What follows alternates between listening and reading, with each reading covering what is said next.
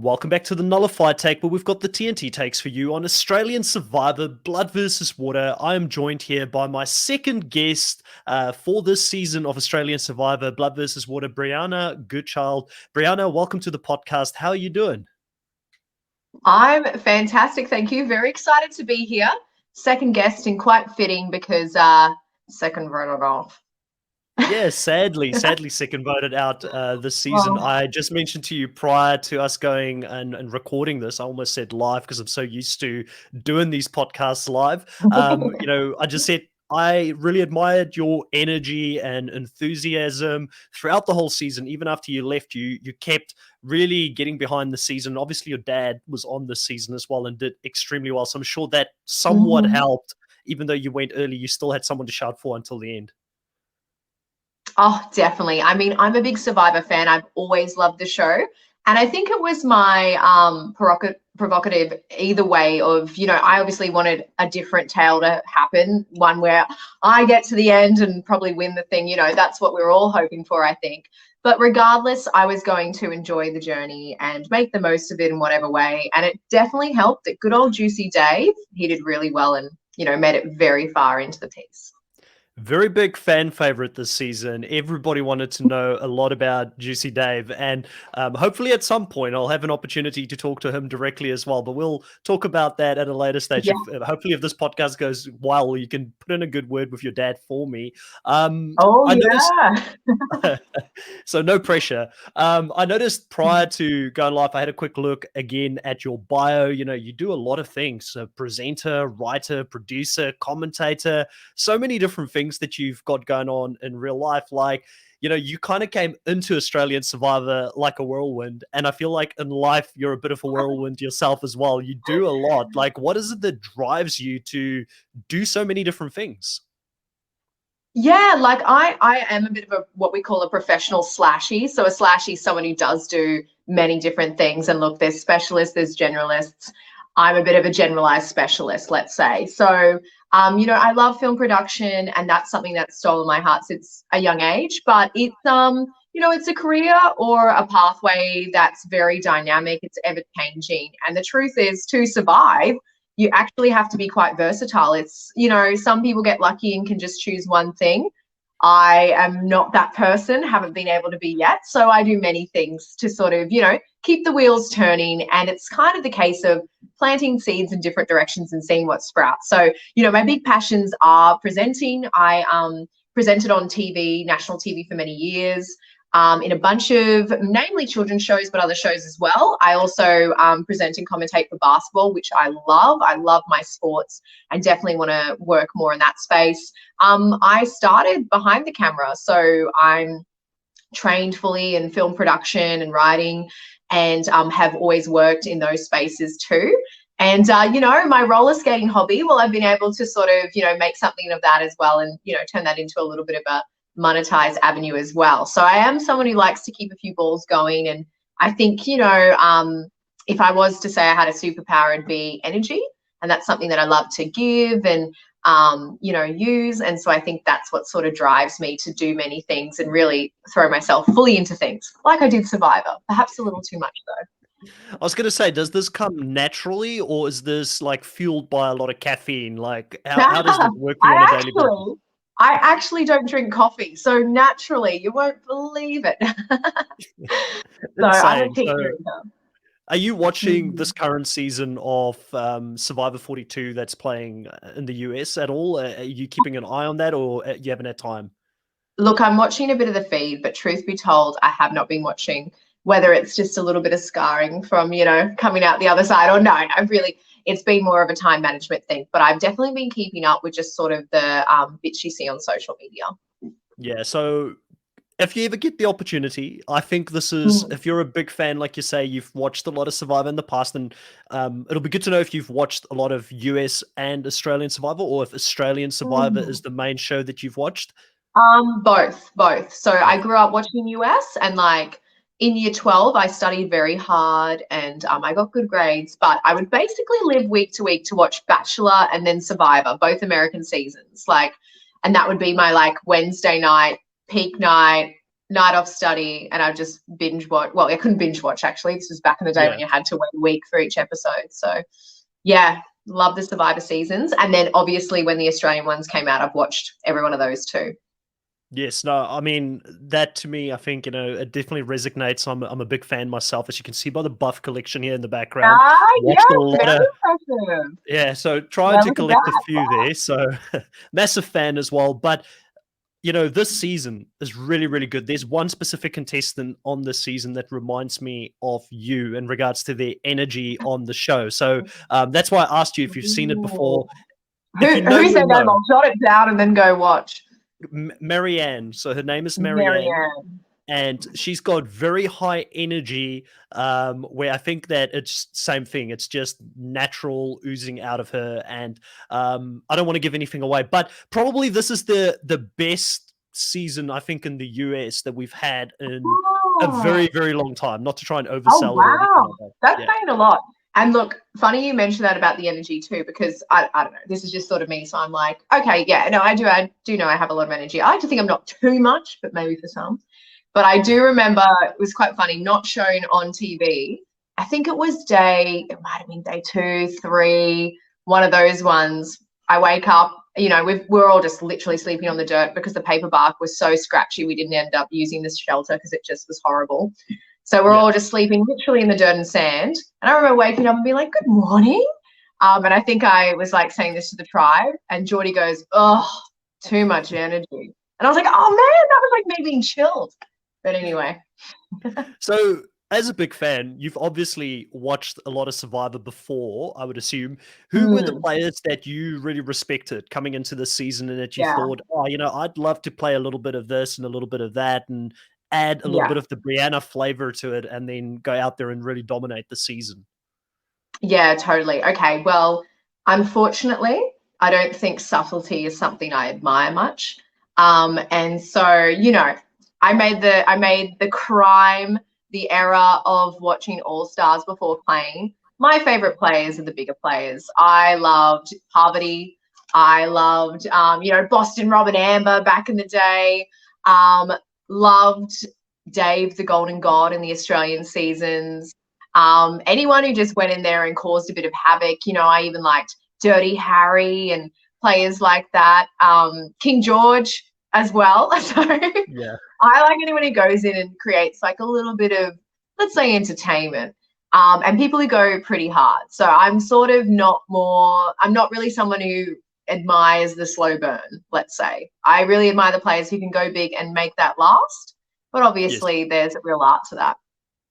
Yeah, I feel like if me and you had to podcast together about a Survivor season, like people would get bored because we would be liking the same players out there. I always try to have a co-host who really like the subtle players and the ones that play in the lurk in the shadows, because there's such a yeah. I'm the same as you. I'm exactly the same. I mean, look at Tony Vlaco, is like one of the best players ever. High energy as well, and someone that I went. loved him. Yeah. Yeah. Massive exactly. player. And again, he was a little rat bag. And I'm like, that's why I was so upset when it's like no one wanted me to play because everyone was not meant to know how to play and everyone was meant to be shy. And I'm like, oh, guys, boring. Like, come on. Anyway, I've only waited 6 years for this. I did see in your preseason bit where you had to answer some questions before you went out there. You said you would rather be remembered than be out there and not be remembered. And I do feel like, even though you were there for a short stint, I've had a lot of people on the channel when I did my live retrospective for the season. I had people coming on here saying, you have to get Briana on for an interview because we loved how hard she went early. So there are definitely some Briana fans out there that will remember you. So I felt like you made an impact, at least for the time that you were out there. Yeah, well, look, I think with my personality, I like to say I'm a bit of a maximizer. So, I like to think that regardless of how it pans out, I'll get the most out of something. And I think my personality does handle more, deal better with the idea that at least I went big and I blew up and I probably shot myself in the foot. Well, I did shoot myself in the foot. And I can handle that more than I could handle not have given enough and feeling like I have, I think I left and I felt like I have had unfinished business, where now I'm sort of like, you know what? It was true to who I am, whether that's a smart play. I think you live and you learn. And I think I was so excited to sort of prove myself and show me where if I ever play again, it would be a completely different idea. I'd just be like, well, you don't get to see this. You're going to see, you know, like Completely different me player. putting on a show, which will be a little bit more, you know, well, I say this now, but again, when you're out in the game, you know, you're not playing with your best self. You play with your sleep deprived, paranoid, hangry, you know, G'd up self. So it's all well and good to say what you would do, but you know, when you get out in the moment, it's what you revert back to, I suppose. And it also depends, obviously, on the people that you're out there with and what they respect and how they want to play the game. So we saw you early on in the season get pretty close to Shay. Shay did pretty well this season as well. I mean, going all the way She she did great. and becoming a real big warrior, winning so many immunities out there.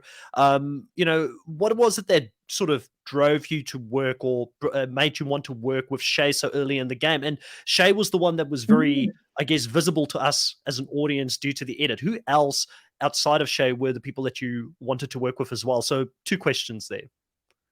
Yeah, okay. So what I loved about Shay was she sort of more chose me straight away. She was like, came up to me, was hanging around me, and I was like, oh, okay, I've got a little friend. And I just think like,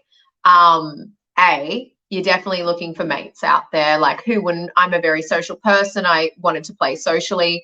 And normally I, you know, am someone who typically make friends relatively easy. So like I feel like I'm a social butterfly normally. So I was kind of like, oh, I'll make a bunch of friends out there and then, you know, that'll all go well.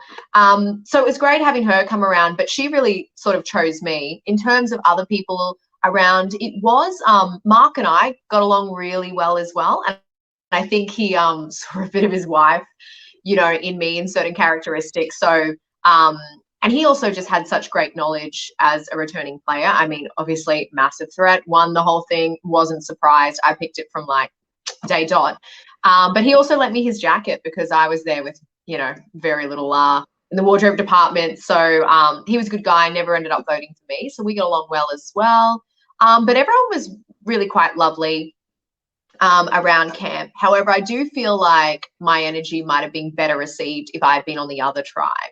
I think it would have been a completely different kettle of fish if I'd been on the blood tribe rather than the water tribe. Because to be honest, I wouldn't have stood out there. There was a lot more, let's say, bigger personality players in that early stage. Not that there wasn't big personality players on my tribe, but they sort of hid the game. The provocative was to hide in those early days, where I think the other tribe, it was less about hiding and more about, I don't know, something else.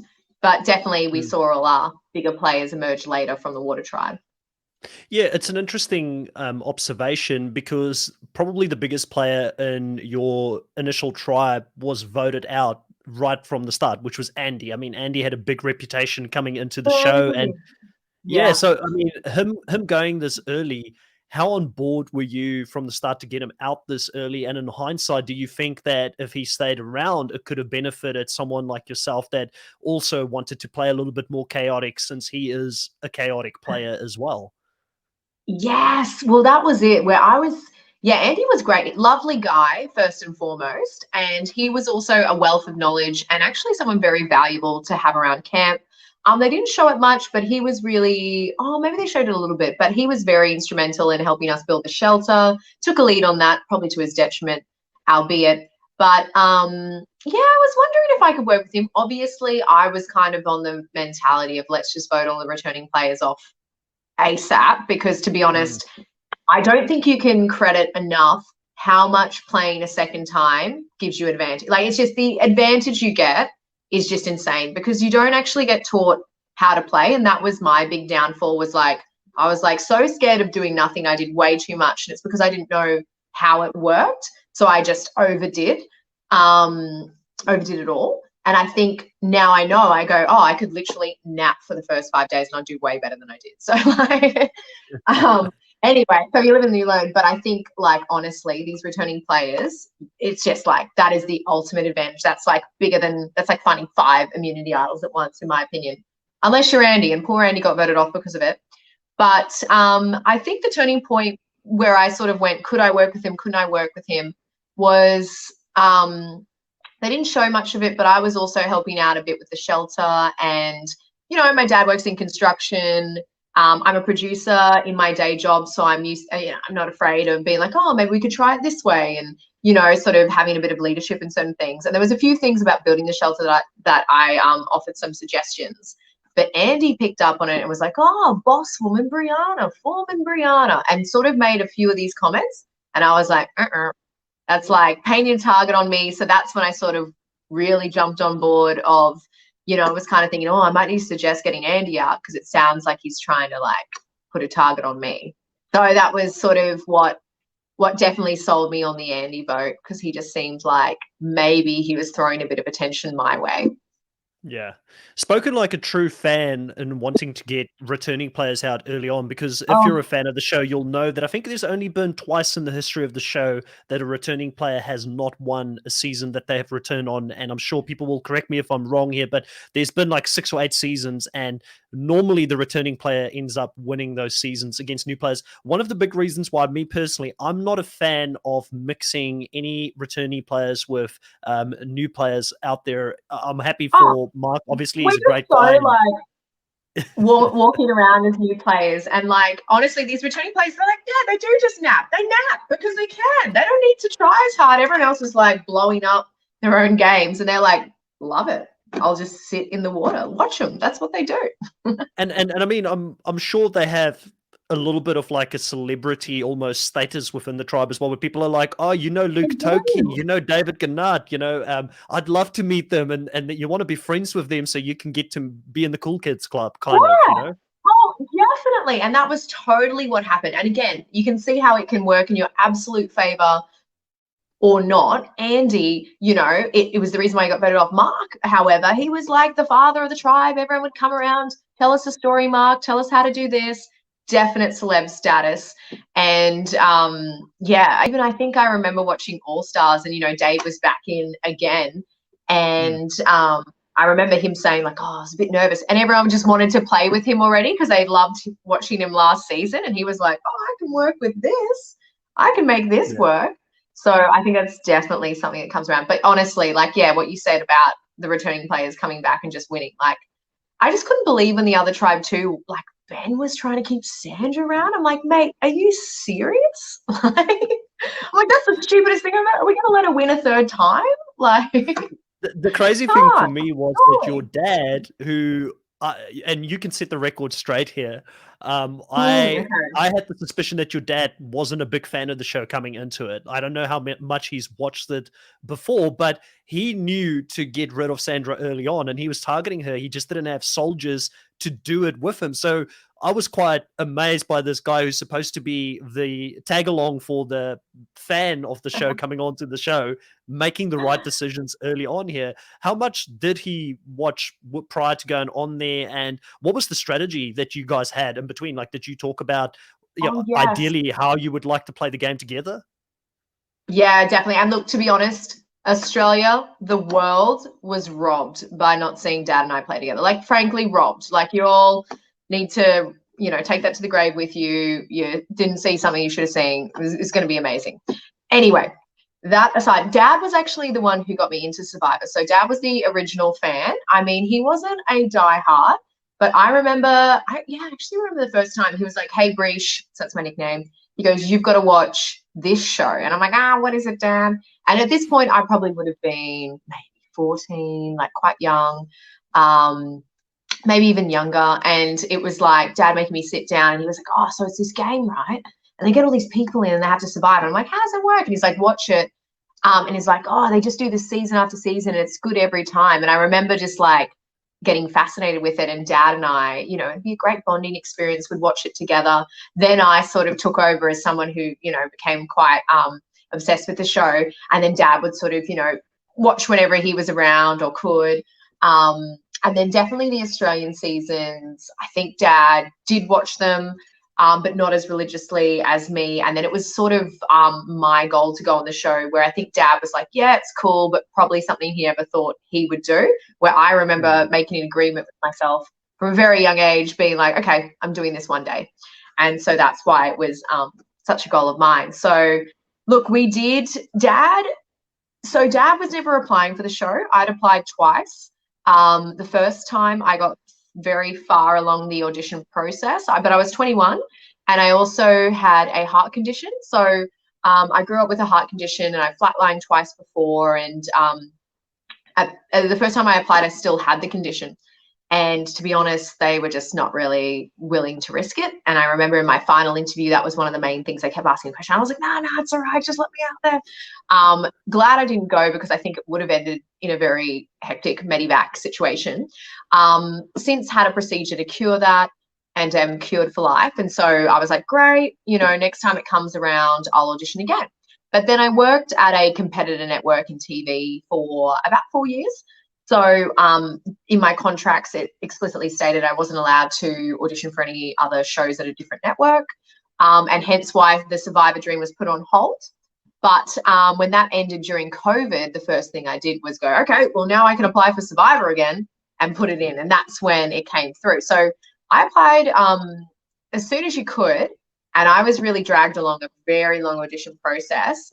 And they sort of were trying to be sneaky and be like, oh, maybe you bring on a relative. But I, being a fan, straight away knew the blood versus water narrative.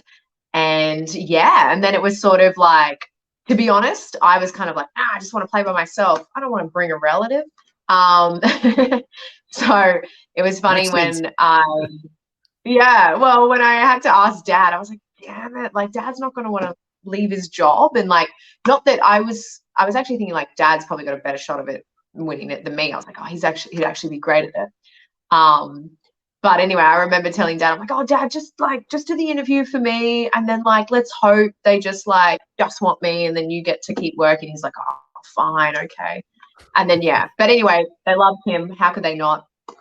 He's a great guy and has the capabilities of great player. Our strategy was that we're quite similar, but I'm very much 50-50, my mum and my dad. My mum's an absolute firecracker, very creative. Dad's a bit more business-minded and level-headed, and I'm somewhere right in between. I can ping-pong between the two. So I think with Dad and I, we're both quite social characters. Dad's a cool dad. We like to hang out anyway. And I think we could have played a real social card. But the good thing is we can like crush skulls when we need to and click into business mode. So both quite strategic, both quite good negotiators. And I think, who doesn't I think something like a fatherly figure can be something that's quite reassuring and something people can trust and want to work with. And I think having Dad around would have maybe decreased my threat level and sort of elevated his status level, I think is sort of how we maybe saw that going, where, it makes me, I think he would level me out a bit more and I would push him a little bit more. So drive some moves where he might settle me down. That's kind of how we saw it playing out between the two of us. Yeah, it's so much I want to sort of dive into just based on what you've just told me. So when you first applied, so going back to 21, would that have been like what season would that have been? Like season 2? Literally, no. First season of Australian Survivor. Yeah. Oh, wow. And literally I went on because I was almost on and I was just waiting for that final call. And I went and did a survival camp, like out bush, and literally like one we didn't eat for however many days it was, and you just slept on the ground, you build a shelter. And I was like, okay, great, prep. And I met Elle out there, Elle who ended up, dating Lee and ended up, making it very far. And then we both were like looking at each other and like, Survivor? And anyway, so she ended up making it on and I didn't. But crazy. It's interesting because that first season, I feel like you would have been an even bigger fish out of water because there was so much mateship going on and no big strategic moves. I mean, Nikadanza was seen as a snake. I could have been Nikadanza. Even I would have been like, come on. And he's like the nicest guy, but people were like, you're a snake just for trying to be strategic. So it would have been interesting. Yeah, totally. Well, I've always said because you get that question, would you be a hero or a villain? And I think Dad's very much a hero character, but I'm like, oh, look, villain if the shoe fits. If it's interesting, be the villain, Yeah, well, you like George and all like David and all these other villainous players, so I can completely see that. I'm the same. I think the villains have the most fun, but I think it's also so difficult to have these preconceived ideas, and then you go out there and then the situation does not allow for the things that you thought in your mind, like, listen, this is how I can play, this I is how I can make really friends. Like you said, you're a great social person. I can tell just by this conversation, like, immediately I can vibe with you, and you probably vibe with a lot of people and make it really easy. But when you're out there, do. all of these people are very social and they're all really good at vibing. I mean, there's a reason they get selected. And I think that as a fan, you underestimate that until you go out there and you see all these players playing that way, and you're like, damn, there's a lot of really likable people around me out here that are playing the game. I'm really interested to know, who did you feel the most betrayed by, like, in the moment? I know probably now after the game, bygones be bygones, and I don't know how you're feeling. Maybe you still feel some sort of way towards it, but who did you feel No, the most betrayed all's by fair out in there? love, war, and Survivor. But the question is, who was I most betrayed by? Yes, Mm, and why? okay, well, yes. Look, I think the thing is, you take it all very personally when you're out there, and I think I looked back and I watched it and I was like, wow, didn't need to take that anywhere near as personally as I did. But it's crazy reality TV. It does become your reality, and it's this weird concept that you really can't be braced enough for it. And exactly what you said about, you have all these ideas, and I think it's really the managing of expectations, and just when, like, I think the strengths, and I remember Sam Gash saying this to me, and she found this to be the case when she first played, and again, having that second time player hindsight, was very knowledgeable. She sort of said, your strengths in real life become your weaknesses in the game. And for me, that was Mm, definitely it. Like, normally I come in, people love the bubbliness. Bubbliness was not what people were after in this one. Not that they didn't like it. Like, I was quite popular. But again, it just sort of, anyone's looking for any reason. And I just gave them too much. And it's the less you give, the less they have to use. So that was sort of something that I didn't, I'm used to giving so much, and that sort of pays off for me normally. But then I worked out, it's not like real life. It's this weird game where if I literally slept for 5 days, or, poor Alex, who injured his back, he did way better than me because he had to lie down for like half the time. And so, wasn't really much of a reason to vote him off apart from the physical element, which normally that might have been a good case, but, people felt sorry for him. So, yeah, it's just one of those things. Now, what was so the back to original question? I I forgot. was going to say, back to the original question here, and that's all Yeah. great insights, because you kind of gave me a little bit back on my observation as a fan going into play the game. But my original question was, who were you the most betrayed by, Oh, and why out there? yes, I completely skirted around that. Look, okay, I think in the moment, I think it would have to be Shay, of course, because look, and not that I wouldn't have done the same thing potentially in her case. I mean, like, really brazen for me to think that she would play the idol for me. But I kind of thought, if she had, we would have completely flipped the dynamics of that tribe. We would have set into motion very early what we saw happen a couple eps later. And, Chrissy did make it through to the final end bit. So imagine taking that piece out, then it would have been a very different gameplay. However, this trust hadn't been built enough for Shay, or Shay is someone who does like to, I think, not go against the majority, which is, again, like a smart thing to do, I suppose. It's not high risk, but which is more my flavor. But it makes a lot of sense. So I think in that moment it did really feel like a betrayal, because she didn't have to vote for me. She could have not voted for me, and she could have still not played the idol for me. But I think the real betrayal was when I said to her, they're going to vote for me, because it wasn't a blindside either. I've seen a few articles that were like, Brian. I was like, the whole episode, I'm like, gee, I'm on the chopping block. What can I do here? So, yeah, and that was it. I tried to, in the end, my downfall was I'd played hard, and then I tried to backtrack and let someone else get a bit of heat and stuff, which is what ended up happening to my dad, and he was able to make that work for him. But for me, I should have even gone harder and just bloody found the idol, because I told her where to find it. So, I was like, I just needed to keep going even harder, really become a George, and then scramble my way back after playing an idol. Not what happened. So I just think, it's not so much the fact that she didn't play the idol for me, but maybe that she had to write my name down when Mark didn't. And that's actually a bold move. Like, I still don't know why he didn't just go with majority there, but kudos. Yeah. He I wish definitely I would have got my vote for the win just from that alone. I wish I asked them that. I didn't remember that when I had him on for an interview to ask him why that vote went in a different direction. Would have been interesting to know. Another question that I had for you is that in these early stages, you had that opportunity to get your hands on an idol when you nearly wrestled Chrissy to get to that idol. In hindsight, looking back at that now, like, do you feel like you should have gone harder? And what was the thinking behind doing this so publicly in front of the tribe? Did you think through what the consequences could be in that moment and how people may perceive you as a very cutthroat and aggressive player? Or did that not sort of cross your mind at that stage in the game? Look, it had crossed my mind, but again, it's just learning different people's and different dynamics. I'm someone who respects, like, I've always grown up in sport. I commentate basketball. What do I love? I love hard, aggressive gameplay. I like big players. I like people who make moves. I like people who cross over people. You know, this is what I admire.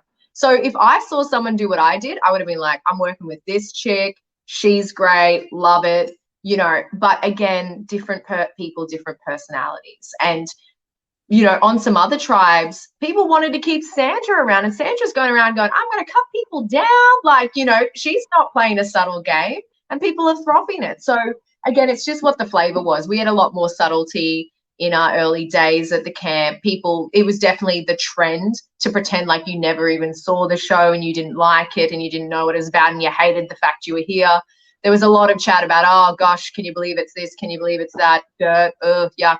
Meanwhile, I'm like, this is my dream, you know. So it was just, for me, I obviously had different perspective things, and I've watched All Stars, and like, kind of, that was my real downfall, where I sort of thought bigger the better, and it was sort of how I wanted to play. Look, you can only be, well, actually no, this is true. You can be as many times as you want, but look, I went in young, dumb, and broke, and went for broke.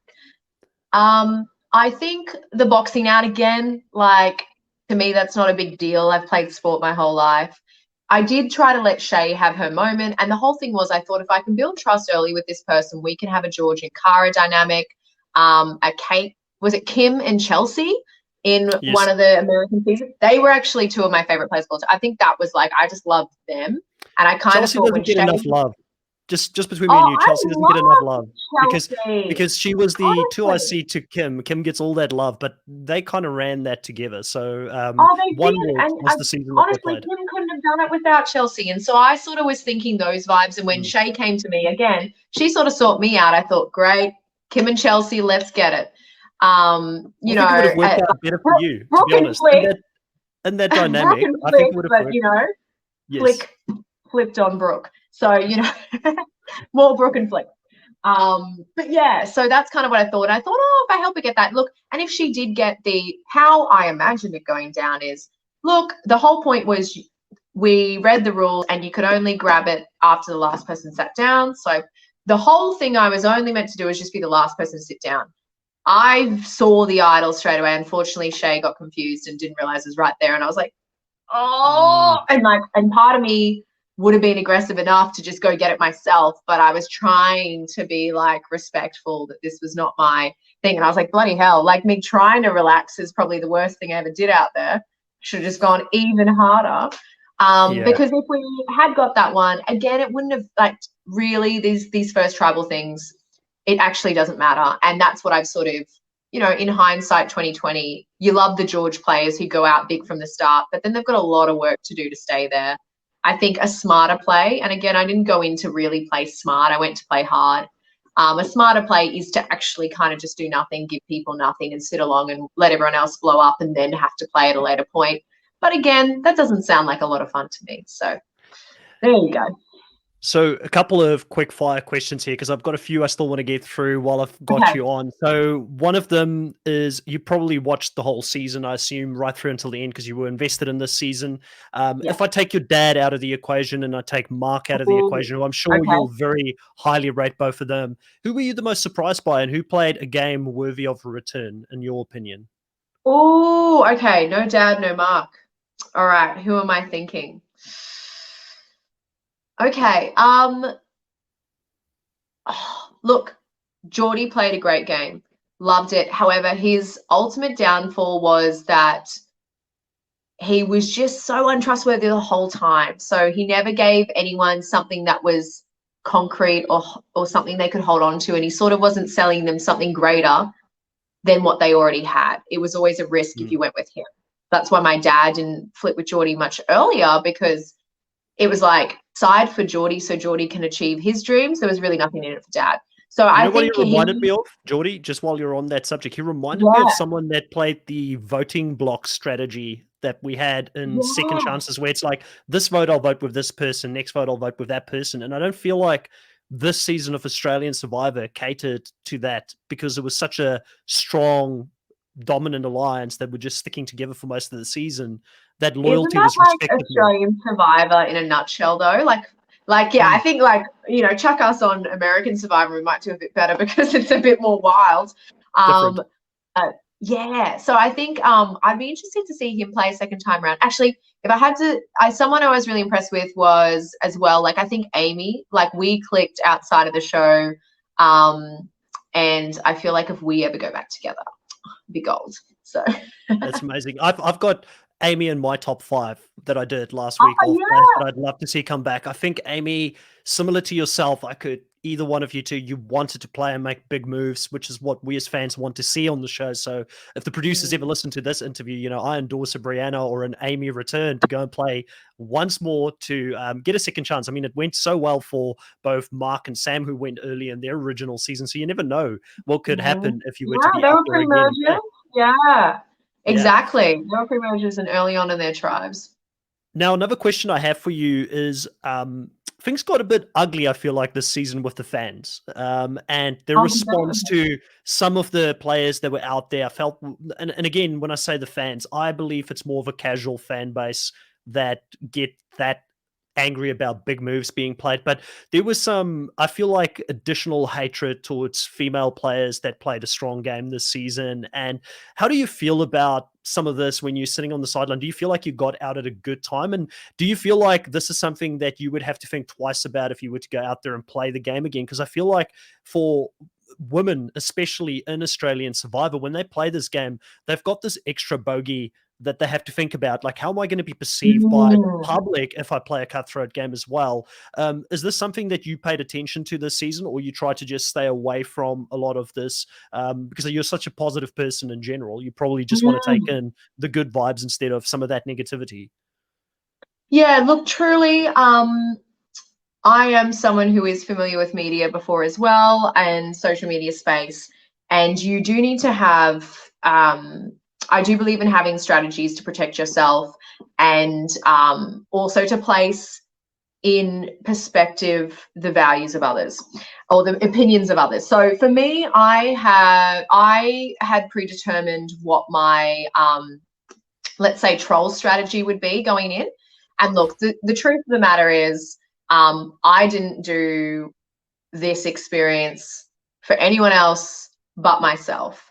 And unfortunately, you only see such a small snippet of what actually goes on. You know, there's so many narratives that people can say or judge or analyze anything they see, and there's only really so much truth to it. So it's kind of that case where, you know, be you an analyst, be you a super fan like myself. I now look back at what I thought about other players and other players I've even met since, and how different, you know, they are to their edits and things like that.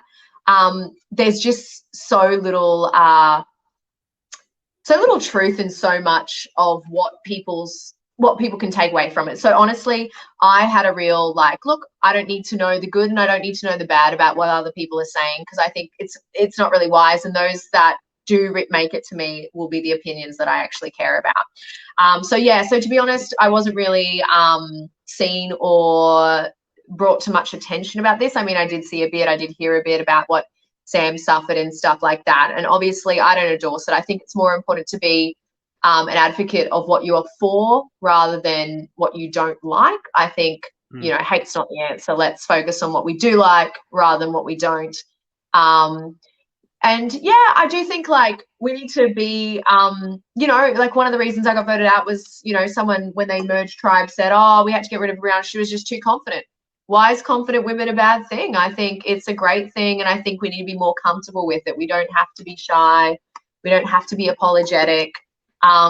We can play big moves. And I think that's to be respected. And I think, yeah, big players respect big players. And I feel like if you're someone who doesn't like a big move, maybe that says more about you than it does about the person making the move. Although Sam's move was so ruthless.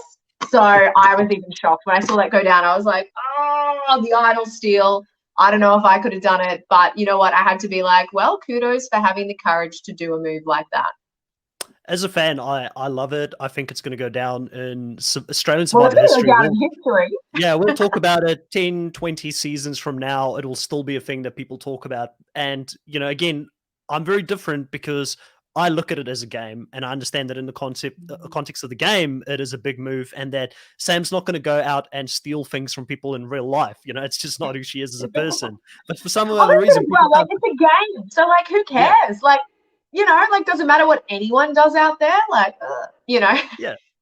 Exactly. And like you said, I mean, I think it's in the moment people really get hurt by these things because you rely on people around you to survive, to make rice, to gather food, to just like do the basic necessities, the less glamorous things like cuddling up to someone at night just to stay warm, you know, things like that, we as audience members maybe see a 30-second clip on the TV screen when you're out there in the dark, sleeping, you know, in the middle of nowhere. And I'm sure that the outback can get pretty cold as it gets just on that point too. My biggest gripe with Australian Survivor is they do not show enough how much you survive. Like it's actually way more brutal than they show. Like my dad did not eat for 3 days. Like when has anyone had to not eat for 3 days in Australia? You know, like it's just, you know, and he actually broke 2 ribs in the first week and you don't get Panadol or anything like that. It's really, you know, people are like, oh, do you get to sleep in sleeping bags after? No, like, come on, did you not see the show? But they don't show it enough, I think. Like, it's quite crazy how much people, like the elements get to people and they don't show enough of those tears. It's a lot about the relationships and the drama there rather than like the survival element, but it's actually such a big part. So I'm from South Africa originally, so I'm kind of used to like camping outdoors and being out in the wild as well. But the outback looks absolutely brutal to me. Like if I had to like choose a place to play, I'd much rather go play in Fiji compared to playing on in the outback where you've got like no beach or anything like that. Like what was the most difficult thing out there? I mean, I know you were only there for what, 6 days or something like that, but still it's a long period of time to live out in the bush, I guess, or out in the middle of nowhere. Yeah. I mean, look, I actually am, you know, like might surprise people, but I'm actually a real camping girl. Like I sleep in swags and stuff like that as well. So I'm less maintenance than people think. But I mean, we all saw me out there in my bikini. I was sold that we were going to Fiji. I was bloody lied to and very disappointed. You know, I was told to pack for the beach and I did. And I was betrayed. So biggest betrayal was by production.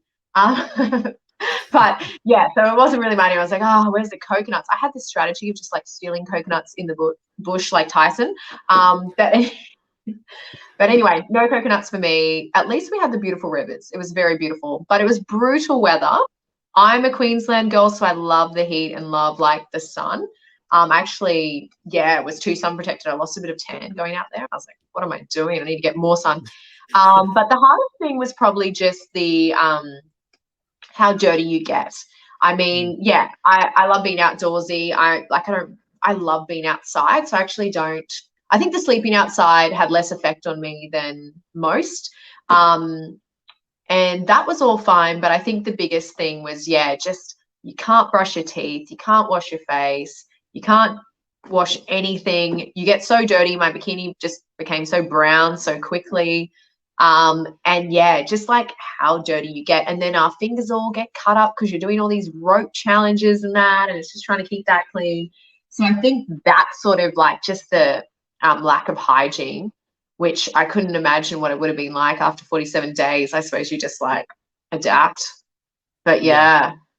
So you, Yeah. you spoke a little bit about the edit, and I'm quite curious to know, like, what about your edit do you feel like they missed out on? Like, if you could have had the perfect edit, Mm. were you happy with that, or was there something that you felt like, man, I wish they showed a little bit more of this?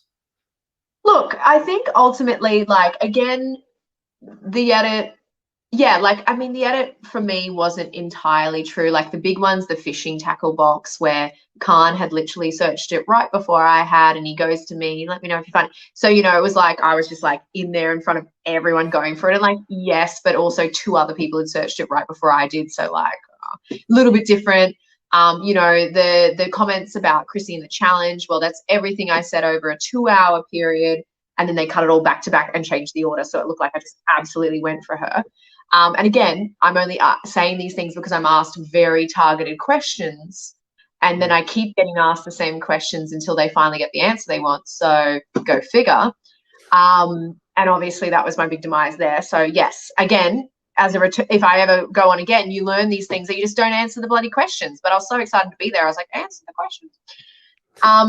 Yeah, so in terms of my edit, look, ultimately, I'm really happy with it because I think if the young me had watched it, she would have been like, this chick's fun, this chick's cool, whatever. So I actually really liked mine. I thought it was, while it was not 100% accurate, I thought it was very true to the overall story. And I feel like it did capture, I felt like it did a really good job of capturing sort of the different elements of who I am as a person, like bit of fun, bit strategic, trying to be a challenge beast and really get much of a chance. But, I actually quite liked it. I thought, considering I was there for such a short time, I got some great time, and they really did try to show all of my personality. I could have just been this big baddie bee, but I think they gave me a little bit more, show of my fun side and my, quirky side too. Okay, so as we're closing off here, I know I said I'd keep it at 40 minutes. We're kind of over that Oh, at the yeah. moment. That's all right. I But can I've shut had so it much down. fun. Had so much fun talking with you so far. What was your favorite moment out there? Like, 5 years, 10 years from now, when you maybe someday have some kids, you'll talk to them about, oh, when I was on this show, Australian Survivor, this happened. This was such a cool memory that I'm going to remember for the rest of my life. Okay. Look, okay, I think I'm going to do 3 moments. Go for it. Oh, let's do 4. Let's do 4. Okay, very exciting. So definitely me and dad. So like, just honestly, like my dad is my hero. I love him to pieces. He's such a great guy. I have a beautiful family. And I think to share that moment with him, I think the best time was honestly stepping out of that first moment. You're kind of like, you're sort of like off camera, like always blindfolded, and it's very disorientating, a bit like paranoia inducing. But anyway, the blindfolds are off and you're in this oasis. And, I'm there with dad and we're all lined up, and it's quite surreal. But to like be there with my dad, the guy who got me into the show, that was pretty magical. Next point, seeing the helicopter rock up and Sandra, I was like, this is pretty cool. Like I got to play with Sandra and Nina. And actually I'm going to North Carolina, where they're from, because my sister graduates from Duke University over there. So I'm going to see and visit them again soon. That's So that awesome. was definitely the second moment. The third moment was, there was just so many butterflies around, and I love butterflies. So I remember just having this attitude of, I won't let any moment be wasted. And thank God I didn't, because, wasn't there long. But walking off, when you do your march to tribals, we just went through these bits where there'd just be butterflies in the trees. And then the last thing would be the challenges. The challenges were so cool. They were so hard, and just like, you look at it and go, how will I ever do this? And then you got to go out there and beast it. And it was the one with, I think it was the last one I did before I went home. That was probably my favorite. We had to climb up those giant, like ramps, run and grab the rope, and then we had to roll those barrels. I mean, we were that bloody close to not losing, and I knew I was on the chopping block, but it was a fun challenge. And bursting through the sand first as well, it's quite a good one. So yeah, they're my highlights. That's awesome. Well, Briana, it's been so much fun to talk to you about your experience out there on Australian Survivor. I hope that in the future I get an opportunity to have you on for a recap next season when the next Australian Survivor comes up. I hope you're open for that, and that you would still want to talk about the show. I mean, it would be great to have a professional presenter, because I'm anything but professional, on the show here with me as well. Oh no, And you're it'll just fabulous. lift it. It'll lift the TNT channel here on YouTube. So much fun, and